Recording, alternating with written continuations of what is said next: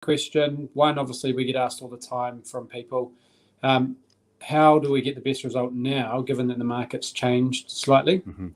We don't really like talking about the market. The market's the market. If it's going to rain, it's going to rain. If it's sunshine, it's sunshine. We've just got to do whatever we've got to do in the current climate. How do you get the best results? So, I mean, at the moment, it's fair to say 2022 is different to 2021. Last year, we had a lot of people say, if I get $1 zillion, I'll sell. If the price is right, I'll sell. All of that kind of stuff. My neighbour got $1 trillion, I'll get $1 trillion too, I'll sell. And we had a lot of speculation. That's cool. And that was a moment in time. We're past that moment in time now. We're now back to dealing with, like, if I go back to 2019, 18, 17, people with genuine intent. Both buyers and sellers have genuine intent. So people are coming to the market and going, hey, look, I just had a couple of years with my wife at home during lockdowns. I don't like her anymore. I'm selling the house. We're going our separate ways. It's genuine intent. Hey, downsizing into 2 houses. Hey, I've been offered a job in Australia. We've read about the great brain drain leaving now, the mass exodus. Going to Australia, we need to sell. It's not if I get $1 trillion because my neighbour got $1 trillion. It's genuine intent to sell.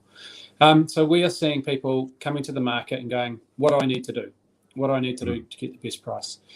We still believe, and we will, in a rising market, a steady market, a falling market, today, tomorrow, last year, next year, we believe auction is still the best way to go for that.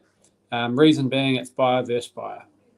In a negotiation or a tender or anything like that, it is buyer versus vendor. So you say what you want, I'll come in with what I want, and then we'll meet in the middle, as a pretty easy summary of those methods. In a auction room, I can see that other guy wants it. He's prepared to pay $1,000 more than me. I'll give the auctioneer another $1,000. I'm prepared to pay $1,000 more than him. I'll buy the house. So it's buyer versus buyer. So that's still the best method. Auction is a process. Auction day is an event, if that makes sense. So you will sell either before the auction day. Someone comes along and says, hey, look, I've been waiting for this property to come on the market for 20 years. First time on the market in 20 years. I said to myself, I'm going to buy it. What do I need to do to stop the process? Here's the offer. Done. That still happens. Next is on the auction day. Come to the auction room. We've got 5 bidders.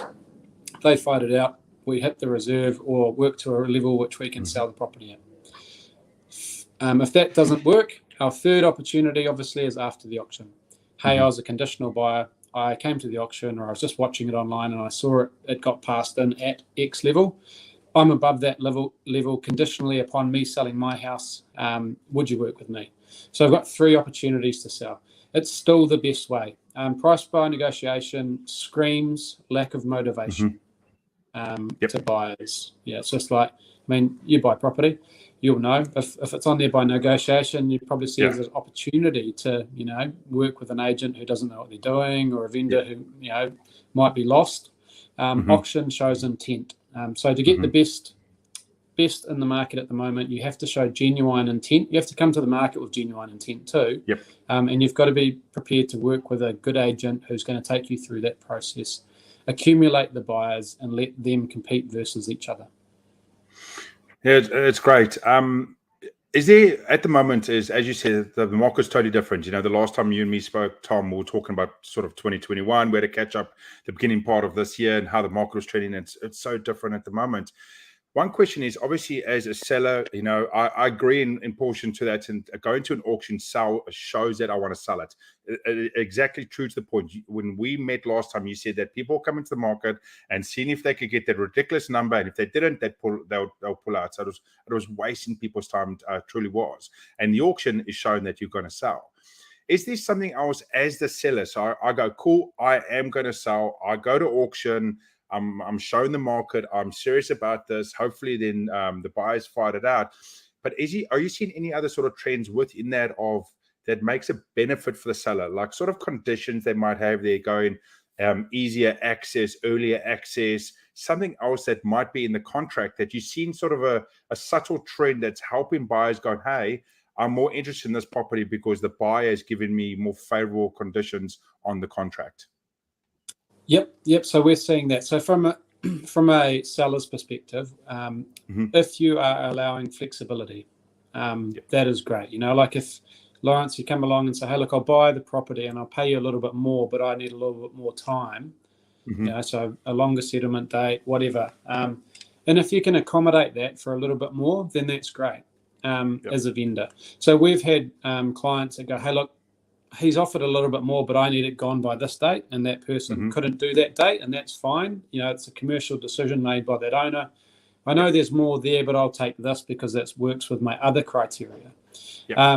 So, yeah, we are seeing that. Flexibility, allow access to your property. We're not hiding behind computers anymore, doing virtual viewings, you know, like people want to get back through the property. So if it's an owner-occupied property or a tenanted property, like we deal with a lot of investment property in South Auckland, where I'm based, making sure the tenants are on board with the process. So that comes down to the owner's relationship with either the tenant or the property manager's relationship with the tenant, and then our relationship with the tenant that we form throughout the campaign.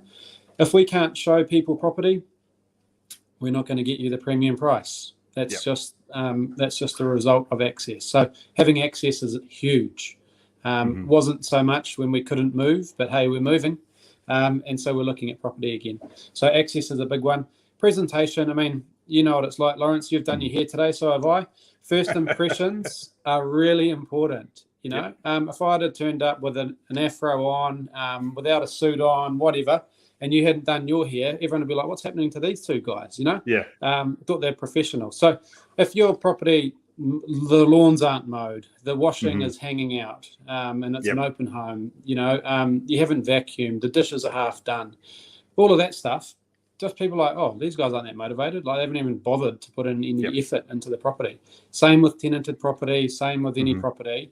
Everybody needs to be on board to get you that best result. And so when we're talking just before, price sometimes isn't the best result for some people. And so to potential sellers and potential buyers out there, find out what the motivation is for each party. You know, if I was selling a property and I said, well, who are these buyers?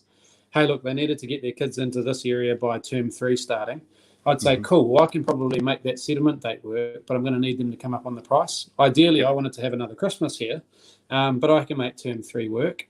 So find out what the motivation is and accommodate each other. Accommodation and, you know, flexibility really will drive value up, and that's what each party's searching for.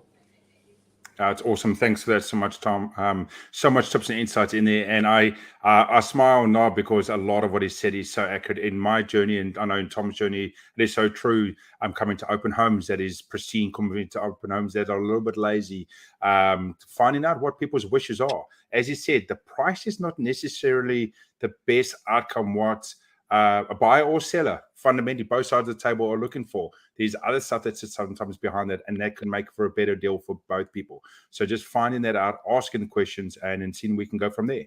But as always, thanks, Tom, so much for coming on the Daily Nugget. Welcome. Daily Property Insights, one topic, 20 minutes or less. And hope